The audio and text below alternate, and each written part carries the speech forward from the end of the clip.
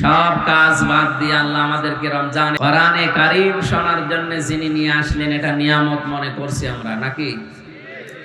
খুশি হয়ে বলেন আলহামদুলিল্লাহ।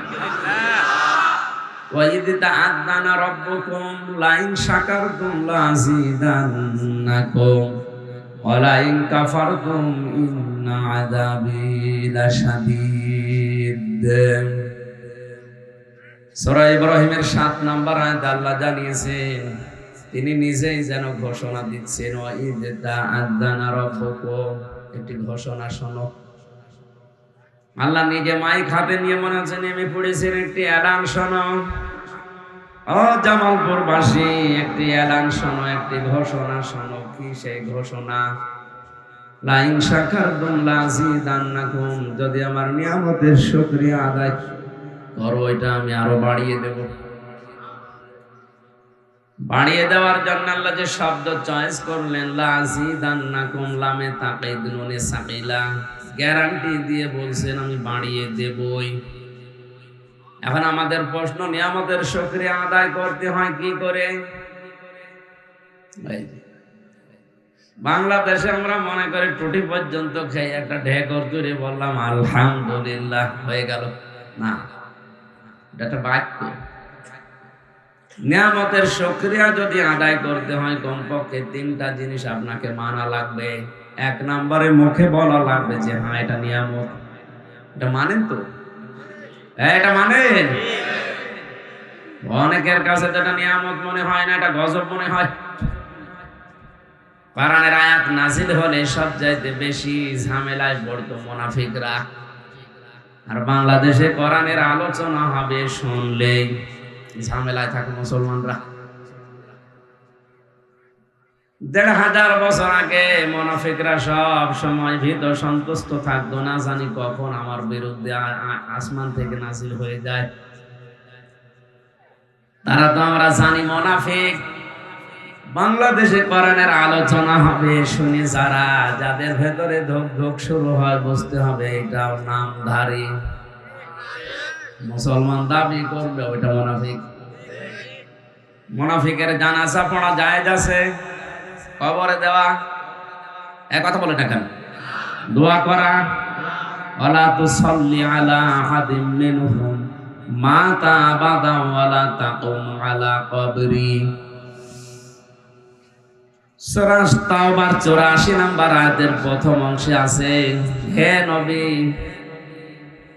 মুনাফিক যদি মারা যায় তার জন্য দোয়া করা দূরের কথা, কবরের পাশেও দাঁড়াবেন না। আমার মনে হয় ১,৫০০ বছর আগে যে সিস্টেম ছিল, ওইটা যদি এখন চলতো, বাংলাদেশে অনেকের জানাজায় নসিব হইতো না। জেলখানার ভেতরে মাওলানা মামুনুল হক সবচাইতে বেশি এই কথা বলতো আমারে, হামজা সামনে যে জানাজার ব্যাপারে খুব সতর্ক থাকা লাগবে। কারণ কাফেরের জানাজা পড়া, বেঈমানের জানাজা পড়া, মুনাফিকের জানাজা পড়া হারাম। এই কথা বোঝেন? এই হারাম কাজ যদি কেউ করে, এজন্য এ ব্যাপারে আমরা সতর্ক থাকবো, যেন কোনো মুনাফিকের জানাজা আমরা পড়াই না পড়াই, হাজিরও না হয়। একটু সতর্ক হয়ে যদি শক্ত হওয়া যায়, হাজার হাজার বেঈমান এমনি টাইট হয়ে যাবে। টাইট হবে না, কারণ ও জানে যে আমার জানাজা না দিলে অসুবিধা নেই, কারণ ও তো জানাজা বিশ্বাস করে না। বাংলার এক নাস্তিক ডক্টর আহমেদ শরীফ ও বলেছিল, আমার জানাজা দেওয়ার দরকার নেই, কবরে দেওয়ার দরকার নেই। ছাত্ররা বলেছে, স্যার আপনারা করবো কি, পড়িয়ে ফেলি? না, ওই হিন্দু ধর্ম বিশ্বাস করি না, আপনারা করবো কি? আমার লাশটা ঢাকার মেডিকেল কলেজে দিয়ে দিও। ছাত্র ছাত্রীরা আমার লাশ কেটে কেটে ডাক্তারি শিখবে। মারা যাওয়ার পরে নিয়ে গেছে অ্যাম্বুলেন্সে করে। মুসলমান ছাত্র ছাত্রী যারা মিছিল আরম্ভ করেছে, না, এ নাস্তিকের লাশ নিয়ে আমরা ডাক্তারি শিখবো না। যে আল্লাহরে বিশ্বাস করেন, ওরে কেটে কি পাবো? অ্যাম্বুলেন্সের ড্রাইভাররা জানে ভার্সিটি ছেলে মেয়েরা যদি একবার খেপে, ওই অ্যাম্বুলেন্সও আগুন লাগিয়ে দিতে পারে। তাড়াতাড়ি মাথা ঘুরিয়ে দিয়ে এখন কোথায় নিয়ে যাবে? ওর তো জানাজা দেওয়া নিষেধ, কবরে দেওয়া নিষেধ, পুড়িয়ে ফেলাও নিষেধ, টেনে ফেলে দিয়ে যা। কুকুর শ্রীগালি খেয়েছে। এরকম দু একটা যদি শুরু হয়, আমার মনে হয় অনেক নাস্তিক ও টাইট হয়ে যাবে। মানে 4টা বিষয় আমি 2 বছর 8 মাস ওনার সাথে ছিলাম, সবচাইতে বেশি 4টা বিষয় আমাকে বলতো। এই জানাজার বিষয়টা 1 নাম্বার, যে এটা আমি পড়াবো না। খুব কঠোর বিষয় হওয়া লাগবে আমাদেরও, কারণ হারাম কাজ। নবীজিকে আল্লাহ পাক আয়াত নাযিল করে জানিয়েছেন, ফালাইয়া গফিরাল্লাহু লাহু। এখানে আল্লাহ যদি মুনাফিক শুধু আব্দুল্লাহ ইবনে উবাই উদ্দেশ্য হতো, তাহলে তার নাম দিত। আল্লাহ হোম দিয়েছেন, তার মানে এর মতো চরিত্র কিয়ামত পর্যন্ত অনেকের হবে, আল্লাহ জানে। তাদের জন্য যদি 70 বার আমরা দোয়া করি, কবুল হচ্ছে না, হবে না। এক ফির মজারে, বর্তমান ভবিষ্যৎ, প্রেজেন্ট ফিউচার। হে নবী, মুনাফিকের জন্য যদি আপনি দোয়া করেন 70 বার না। নবীজি ওই আয়াতের তাফসিরে আমি পড়েছি, তাফসিরে হাক্কানিতে উনি মনে মনে করছিলেন আমি 71 বার দোয়া করব এই লোকটার জন্য। আল্লাহ তো 70 বারের কথা দিয়েছে, আমি 71 বার করব। তখনই ফালাইয়া গফিরাল্লাহু লাহু নাযিল হয়। হে নবী, এর জন্য 71 বার না, আপনি কোটি কোটি বার এর জন্য দোয়া করলে কবুল হবে না।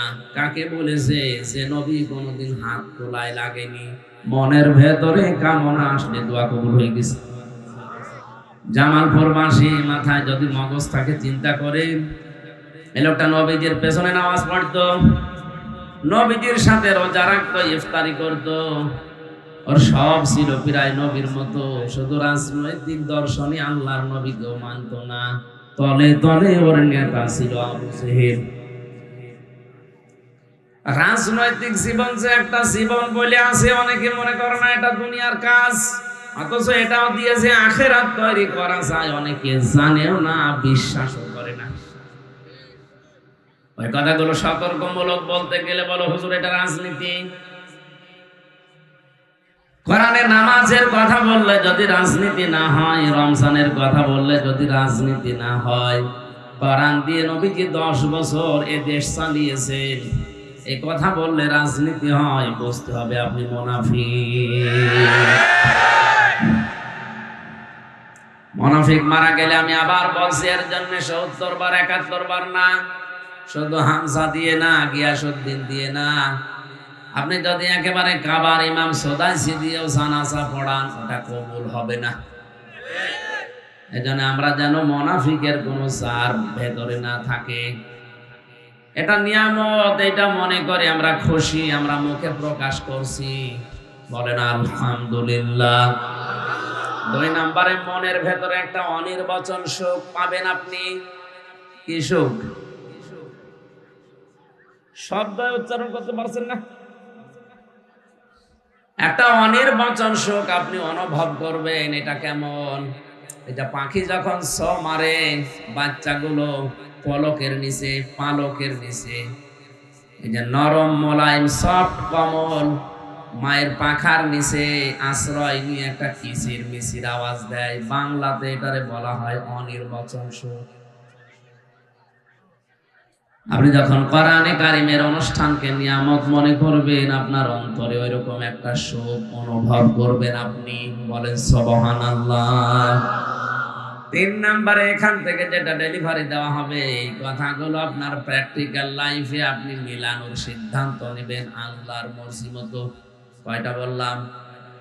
আরো জোরে বলেন। এই 3টা বিষয় যদি সমন্বয় হয়, লা আযীদান্নাকুম, অবশ্যই আমি আল্লাহ তোমাদের জীবনে এরকম নিয়ামত আরো দেব।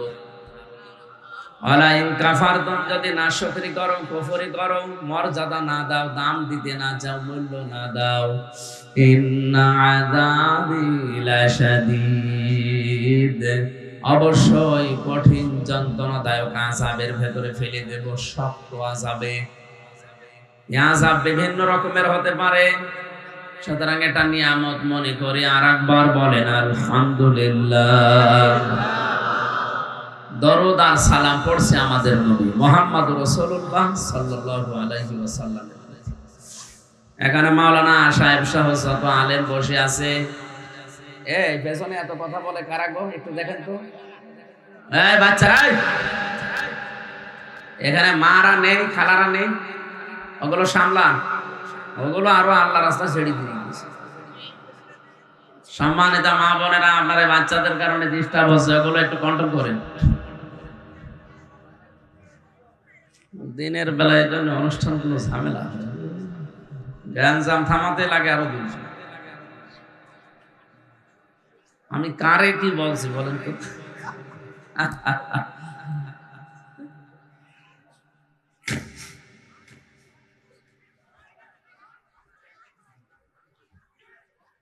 জামালপুরবাসী আমি বলছিলাম, যত আলেম এখানে বসে আছে, যারা আমরা নামাজ কালাম পড়ি সবাই জানি ওযু করলে ওযু ভেঙে যায় 7টা কারণে। কয়টা কারণে? এর একটা কারণও যদি আপনার ভেতরে পাওয়া যায়, আপনার ওযু শেষ। ওই ওযু দিয়ে নামাজ হবে? জোরে বলেন। নামাজ পড়তে দাঁড়িয়েছেন, 19টা কারণে নামাজ ভেঙে যায়। একটাও যদি পাওয়া যায়, ওই নামাজ আর নামাজ থাকে? বলেন। কাজ আমল এটাও ভেঙে যায় 2টা কারণে। একটাও যদি পাওয়া যায়, আপনার কাজ আর আমল বলে কিছু থাকবে না, ওটা ভেঙে নষ্ট হয়ে গেছে। সূরা মুহাম্মদের প্রথম আয়াতে আছে। এরকম পৃথিবীর প্রতিটি কাজ ভেঙে যাওয়া, নষ্ট হয়ে যাওয়া, ব্যর্থ হয়ে যাওয়ার কিছু না কিছু কারণ আছে। যেটা নিয়ে জান্নাতে যেতে চান তার নাম ঈমান। ঈমানও ভেঙে যায় 10টা কারণে। কয় কারণে? এই 10 কারণের একটা কারণও যদি আপনার ভেতরে পাওয়া যায়, তাহলে আপনার ঈমান আর ঈমান নেই, আপনি বেঈমান। এ পর্যন্ত বুঝেছেন কিনা বলেন? ওযু করলে ভেঙে যায় ওযু, নামাজ পড়লে ভেঙে যায় নামাজ। ঈমান আনলে ঈমান ভাঙে না, একবার অমর হয়ে থাকে। কয় কারণে ভাঙে ঈমান? বলেন বলেন। আর ঈমান যদি ভেঙে যায়, ওটা ভেঙে যাওয়া ওযুর মতো না, ভেঙে যাওয়া নামাজের মতো।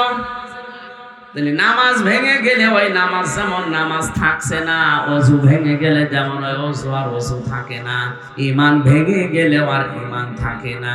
আপনি বিশ্বাস করতে পারেন আপনি বেঈমান।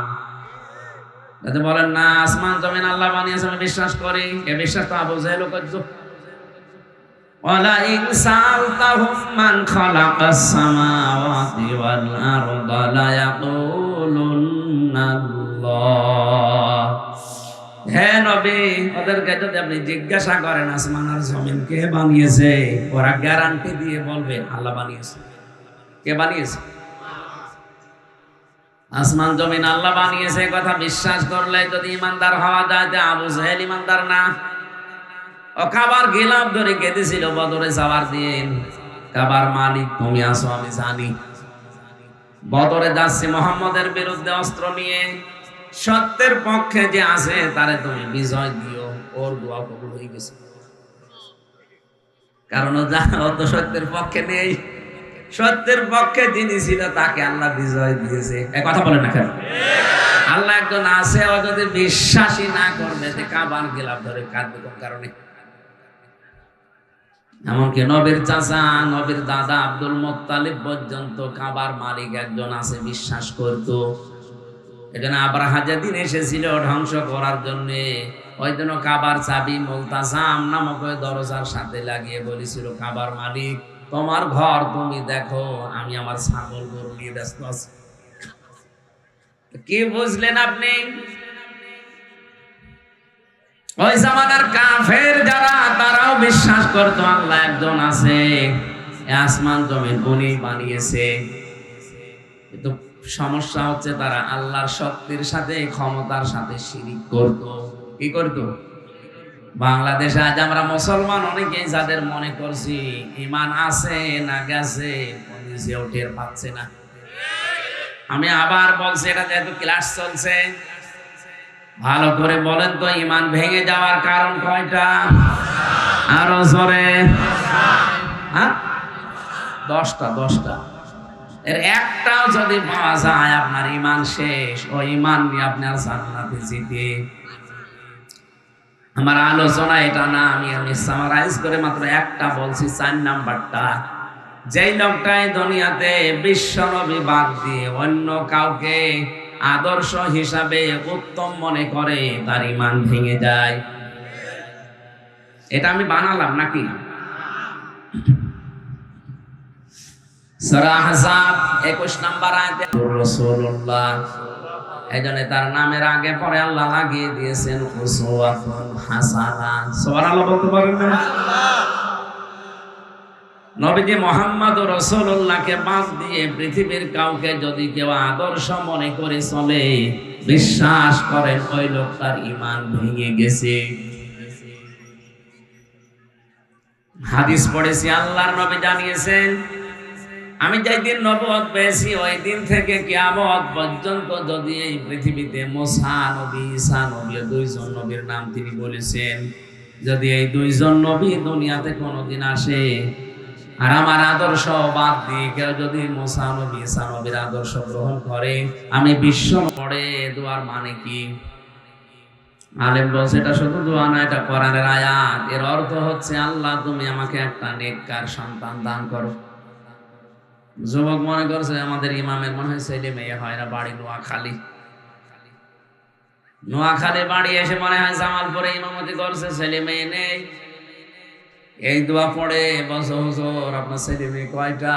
যে 11টা।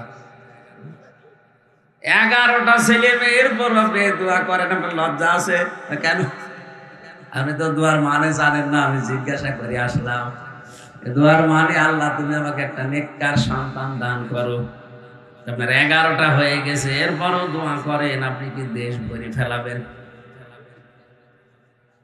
ইমাম সাহেব বলছে, বাবা জিয়া দোয়ার মানে এই, আমি যদি আগে জানতাম তো 10 বছর আগে দোয়া বাদ দিতাম। আমি তো জানি না, আমি পড়িয়েই যাই, আল্লাহ দিয়েই যায়।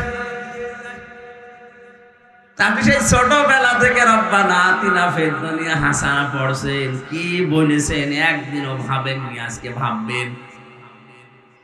আল্লাহ পাক বলেন, আমিনুহুম মাইয়াকুলু রব্বানা আতিনা ফিদ দুনিয়া হাসানা। লোকেদের ভেতরে এমন অনেক লোক আছে, তারা বলে, হে আমাদের প্রতিপালক, আমাদেরকে দান করো ফিদ দুনিয়া হাসানা, দুনিয়ার হাসানা, কল্যাণ, শান্তি, স্বস্তি, নিরাপত্তা।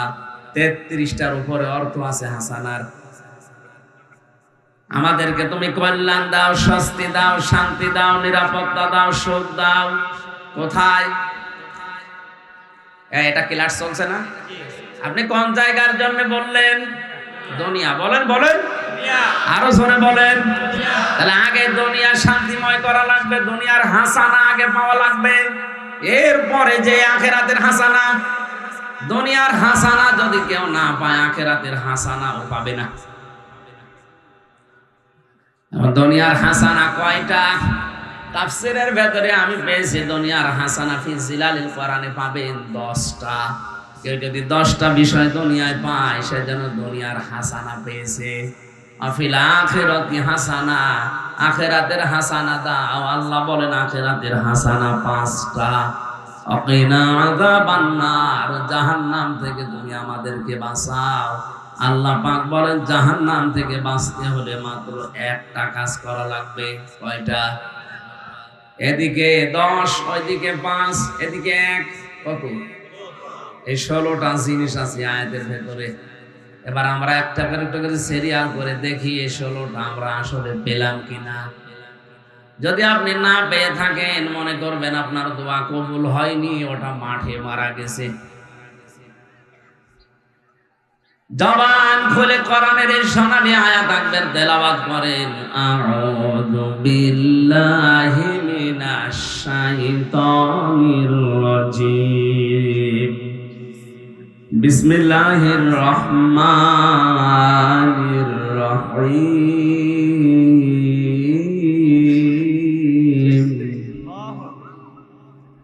ومنهم من يقول ربنا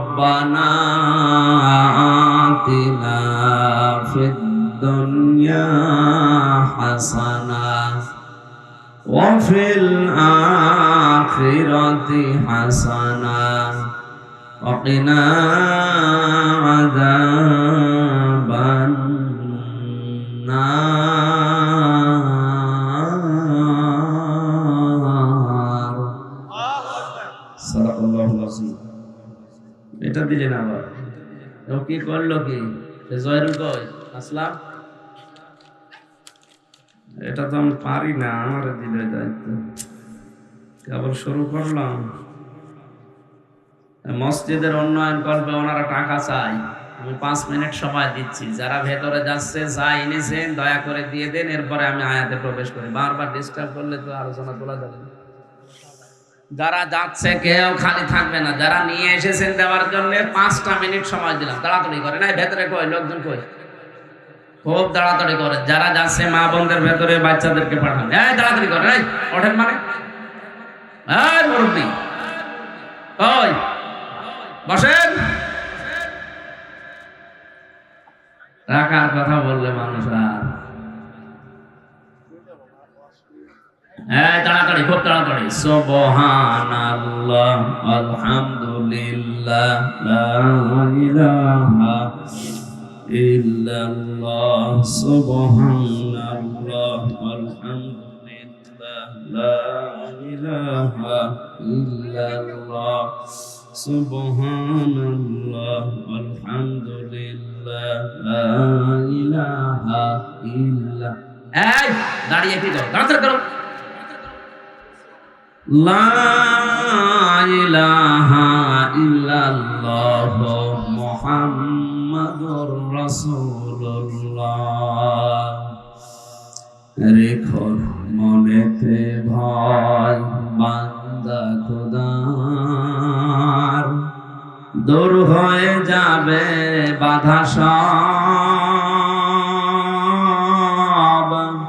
তোমার আমার এক মালিক আছেন আমাদের রব আছেন আমাদের রব এখানে যারা বসে আছে সবাই হয়তো এক বাক্যে বলবে কোরআন আমরা পেয়েছি বাড়িতে চলেন আপনাকে দেখাবো এর নাম কোরআন পাওয়া না কেউ যদি কোরআন পায় তাদেরকে আল্লাহ 4টা শর্ত দিয়েছেন কয়টা সূরা বাকারা প্রথম নাম্বার পারা 18 নাম্বার পৃষ্ঠা 4 নাম্বার লাইনের 121 নাম্বার আয়াতে দলিলটা আছে আল্লাযীনা আতাইনাহুমুল কিতাবা ইয়াতলুনাহু হাক্কা তিলাওয়াতি আল্লাহ পাক বলেন আমি যাদেরকে কোরআন দিয়েছি কিতাব দিয়েছি তারা এর হক আদায় করে তেলাওয়াত করে তাফসীরে মুনির মুফাসসির লিখেছেন কোন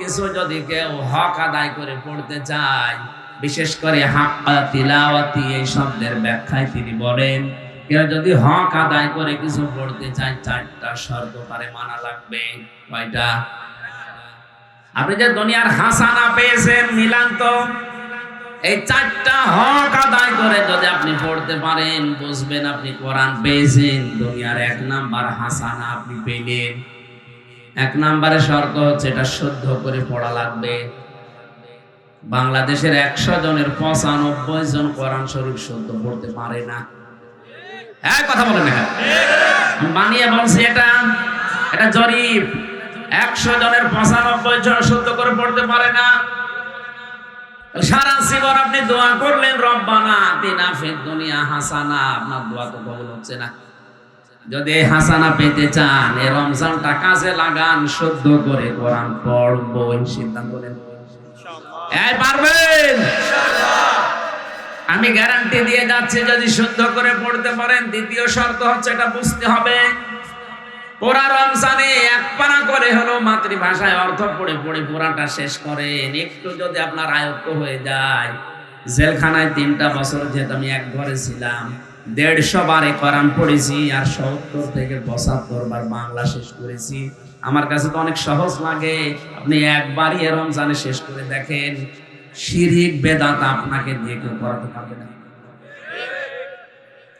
মক্কা মদিনায় শিরিক নেই, তার বাস্তব প্রমাণ হচ্ছে ওরা সন্তান জন্মের পরে কোরআন হাতে তুলে দেয়।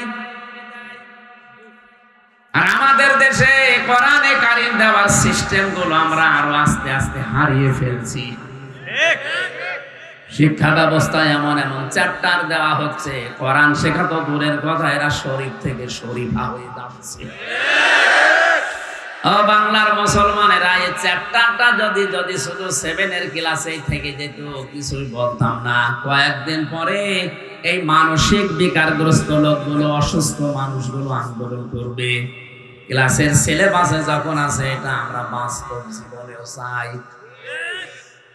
ওরা হাইকোর্টের মাধ্যমে কেস করে তখন বলবে আমি শরীফ নেই, এখন আমি শরীফা, আমারে হোস্টেলে সিট দেন, মহিলা হোস্টেলে। আরে ভাই, যে হোস্টেলে আপনার মেয়ে থাকে, আপনার বোন থাকে, আপনার ফুফু থাকে, এই কথা বলে না কেন? ও বেটা শরীফ ছিল, সকালে বিকালে শরীফা দাবি করে আপনার মেয়ের সাথে বোনের সাথে মহিলা হোস্টেলে থাকবে। যতই শরীফা হোক, মাল কি বলেন? ওখানে আপনার মেয়ের সাথে আপনার বোনের সাথেও ঠিক থাকবে? সেদিন একজন জিজ্ঞাসা করছে, হুজুর যুবক যুবতী এক বেডে ঘুমানো জায়েজ আছে? জায়েজ আছে, কিন্তু ওরা ঘুমাবে। ওরা ঘুমাবে?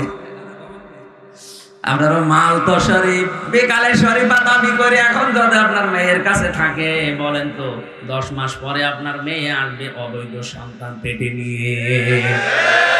কিছু বলতে পারবেন না, কারণ এটা তো দেশের আইন হয়ে গেছে। বেশি কিছু বলতে যাবেন, আপনার নামে আবার মামলা হবে। আমার নামে ভুয়া মামলা দিয়ে 3 বছর যদি আটকিয়ে রাখতে পারে, আপনি রাষ্ট্রের বিরুদ্ধে চলে যাচ্ছেন, আপনার বিরুদ্ধে মামলা আসলটা দিয়ে 20 বছর জেলে রেখে দেবেন। এই কারণে যে কথা বলা লাগছে, আগামীতে যেন দেশটা জারজ দিয়ে ভরে না যায়। ওরা জাতে মাতাল হলো তাহলে ঠিক আছে, ওরা জানে যে অনেকেই বুঝবে না, কিন্তু আলেম যারা, তারা তো দিকে ফেলেছে এদের দুর্বিসন্ধি কি। 1 থেকে মাস্টার্স পর্যন্ত আপনি কোরআনে কারিমকে দেন সিলেবাসে, যদি শুধু শুদ্ধ করে পড়ার বোঝার মতো সিস্টেম থাকে, দেশে ঘুষ চলবে না। আমি এই চোখে দেখেছি, শিক্ষক অজু করছে, ছাত্র পানে পানি ঢেলে দিচ্ছে, কাদা লেগে আছে, কাদা সাফ করে দিচ্ছে। ওস্তাদের কয় মাস বয়স? মাত্র 4.5-5 বছর বয়স, এতটুকু ছেলে। আমি এই চোখে এইটাও দেখেছি, বিশ্ববিদ্যালয় ক্লাস চলছে, মাস্টার্সে ছাত্র জুতা দিয়ে পিটাচ্ছে শিক্ষককে, বলছে শালা করে মেরে ফেলবে। এটাও তো ছাত্র, এটাও ছাত্র। এটা কোরআনের স্পর্শ পেয়ে মানুষ হচ্ছে, আর ওটা মাস্টার্স করার পরে কোরআন পায়নি, ওটা জানোয়ার হয়ে গেছে। বাংলায় যারা দায়িত্বে আছেন, আগামী প্রজন্মকে যদি এখনো মানুষের মতো মানুষ করতে চান, কোরআনে কারিম দেন। রমজানের সিদ্ধান্ত নেন, সিলেবাসে 100 মার্কের কোরআন আমরা ঢোকাবো। আপনি দেখে গেছেন তো পরিমণি, এই 3টার আবিধান বেত্তা যারা, অভিধান বেত্তারা লিখেছেন 3টায় পড়া, বোঝা, আমল করা, আর মানুষের কাছে পৌঁছিয়ে ব্যবস্থা করা, মানার। এবার আপনি বলেন তো, আপনি দুনিয়ার হাসানা আসলে পেয়েছেন কিনা? আমাদের দেশি সর্বোচ্চ জায়গায় যিনি আছেন, ওখান থেকে আমি হামজা পর্যন্ত যারাই বলছি রব্বানা আতিনা ফিদ দুনিয়া হাসানা, আসলে আমরা কোরআন পেয়েছি? বলেন না, পাইনি। কারণ এই 4টা বিষয় আমরা এখন মানতে পারছি না। শুদ্ধ করে হয়তো আমরা পড়ি, বোঝারও চেষ্টা করি, কম বেশি আমলও করছি, কাজেও লাগাচ্ছি। 4 নম্বরে দেশের মানুষকে এটা মানানোর ব্যবস্থা করা দরকার। এই কাজ করতে গেলে তখন আমাদের উল্টা পাল্টা নাম দিয়ে দেয়। এই কথা বলছেন আল্লামা আহমেদ শফী, যতদিন পর্যন্ত কোরআন পড়েছে কোনো সমস্যা তার ছিল না এই দেশে। যতদিন বুঝেছে কোনো সমস্যা ছিল না, কম বেশি আমলও করেছে নিজের সার্কেলে, কোনো অবস্থায় সমস্যা হয়নি।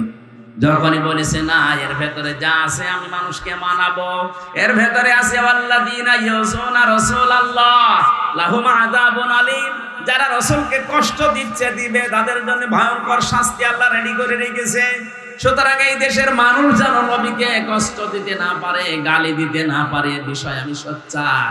ডাক দিয়েছিলেন শাপলা চত্বরে, রাম আর বামরা নামই পাল্টিয়ে দিয়েছে। নাম কি তার বুঝলো? আহমেদ শফি, কত সুন্দর নাম, নামটা পাল্টিয়ে গেছে। সুতরাং কোরআন পেয়েছি, কোরআন আমার ঘরে আছে, মাথার উপরে রাখা, এ কথা বললে হচ্ছে না। এই চারটা হক আদায় করা লাগবে। উলাইকা ইউমিনুনা বি, এরাই আমার কোরআন বিশ্বাস করে। আমা ইয়াকফুর বিহি ফাউলাইকা হুমুল খাসিরুন, যারা এই চারটা শর্ত মানে না, ওরা কোরআন বিশ্বাস করে না, ওরা ক্ষতিগ্রস্ত। বলেন নাউজুবিল্লাহ। আমরা দুনিয়ার হাসানা পাইনি।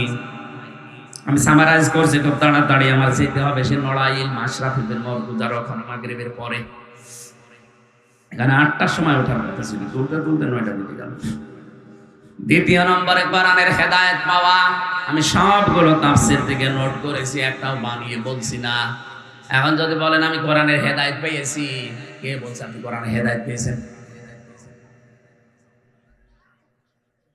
এ নরসিংদীর গিরিশচন্দ্র সেন, এ বেটা হিন্দু, আমার চাইতে কোরআন বেশি পড়েছে, বেশি লিখেছে, বেশি বুঝেছে। এখানে যত আলেম আছে আমি সহ কেউ বুকে হাত দিয়ে বলতে পারবেন না পড়া কোরআনের প্রতিটি শব্দের অর্থ আমার জানা আছে। কারো বলার সাহস নেই, আমারও মনে নেই, আমি পড়েছিলাম, এখন আবার স্টাডি করা লাগবে, দেখা লাগবে। কিন্তু ওই হিন্দু বেটা পড়া কোরআন শরীফের প্রতিটি শব্দের অর্থ জানা ছিল, ও তাফসীর পর্যন্ত লিখেছে। আপনি ভাবেন তো, আপনার চাইতে আমাদের চাইতে কোরআনও পড়েছে কত বেশি। দুনিয়ার হাসানা আমরা আসলে পাইনি। 3 নম্বরে দুনিয়ার হাসানা পরিশ্রম করতে পারা, শ্রম দেওয়া, এটা দুনিয়ার হাসানা। আজ হাজার হাজার মানুষের চিন্তা ভাবনা, কোনো কাজ করবো না, শুধু বসে বসে খাবো। কিসের দোয়া করেন আপনি? রব্বানা আতিনা ফিদ দুনিয়া হাসানা। পরিশ্রম করা এটা দুনিয়ার হাসানা। দুনিয়ার কোন নবী বসে খায়নি, সব পরিশ্রম করে খেয়েছে। আদম নবী চাষ করে খেত, হযরতে দাউদ নবী লোহা পিটিয়ে সোজা করে খেত, আমাদের নবী মুহাম্মদুর রাসূলুল্লাহ ব্যবসা করে খেত। আর 48,000 পীর এই বাংলাদেশে একটারও কোনো কাজ নেই, শুধু বসে বসে খায়। দেখান সরকারি জরিপে 48,000-এর উপরে পীর। আরে ময়মনসিংহ বিভাগে তো আরো বেশি, ঘরে ঘরে পীর। কোন কাজ আছে আপনি বলেন? অথচ নবীজির হাদিস হচ্ছে আল কাসিবু হাবিবুল্লাহ।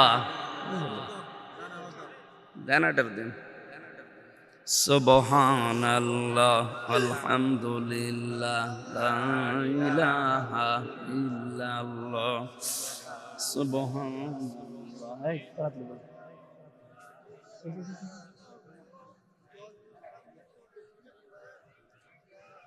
লা ইলাহা ইল্লাল্লাহ সুবহানাল্লাহ আলহামদুলিল্লাহ। ওখানে একজন বসে থাকা যায় না, কি করে কি? এই কোথায় যাচ্ছেন?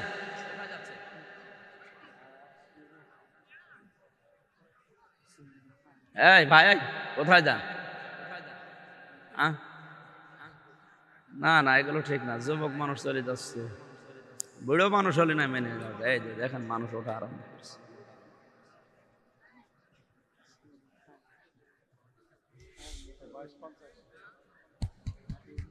কি করেন কি? এত দেরি হয় কেন?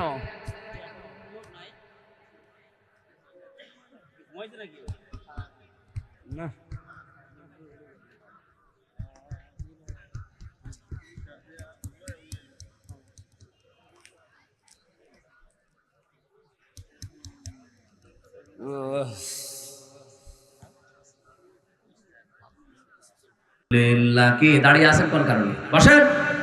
সুবহানাল্লাহ আলহামদুলিল্লাহ লা ইলাহা ইল্লাল্লাহ লা ইলাহা ইল্লাল্লাহ মুহাম্মাদুর রাসূলুল্লাহ। আমার ভাইরা, পৃথিবীতে পরিশ্রম করার জন্য আল্লাহ মানুষকে বানিয়েছেন। লাকাদ খালাকনাল ইনসানা ফি কাবাদ। অবশ্যই আমি আল্লাহ মানুষ বানিয়েছি কঠোর পরিশ্রমের মাধ্যমে। একে পরিশ্রম করা লাগবে। এজন্য মসজিদে নামাজ শেষ হয়ে গেলে আর মসজিদে থাকাও ঠিক না। ফাইদা কুদিয়াতিস সালাতু ফান্তাশিরু ফিল আরদি ওয়াবতাগু মিন ফাদলিল্লাহ। নামাজ যখন শেষ হয়ে যাবে ছড়িয়ে যাও জমিনে। কোথায়? জমিনে